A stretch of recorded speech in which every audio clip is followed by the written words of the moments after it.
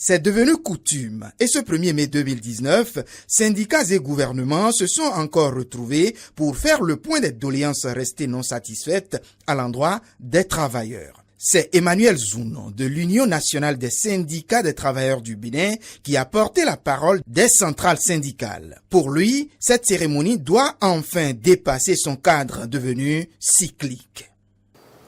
Pour rappeler que le seul conflit entre les travailleurs et le gouvernement reste la qualité du dialogue social et le manque de sincérité qui caractérise le jeu des acteurs gouvernementaux.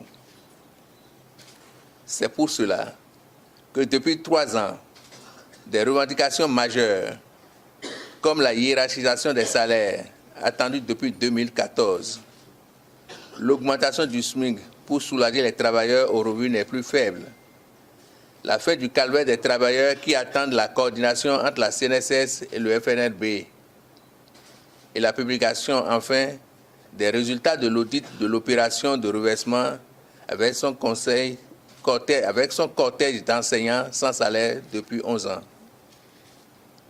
Madame le ministre du Travail et de la Fonction publique, représentant le gouvernement, il est temps de donner un autre contenu à la cérémonie de présentation de cahier de doléances des travailleurs. Il est temps de satisfaire l'espoir des travailleurs qui tournent leur regard dubitatif vers l'Infosec. Le ministre de la Fonction publique, loin de réfuter les doléances ainsi martelées par les syndicats, dira que le gouvernement pense bien aller de l'avant, mais en tenant compte des moyens disponibles. J'ai écouté avec beaucoup d'attention vos préoccupations contenues dans les cahiers de doléances que je viens de recevoir à l'instant. À ce propos, je voudrais réaffirmer la volonté du gouvernement à poursuivre ses efforts dans la perspective de satisfaire vos revendications collectives tant qu'elles seront objectives et pertinentes sur la base des ressources publiques disponibles.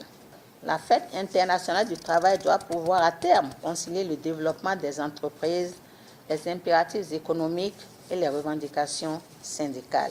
Voilà qui relance à nouveau le pari d'un avenir meilleur entre travailleurs de la fonction publique et le gouvernement pour un climat apaisé en vue d'un développement harmonieux du Bénin.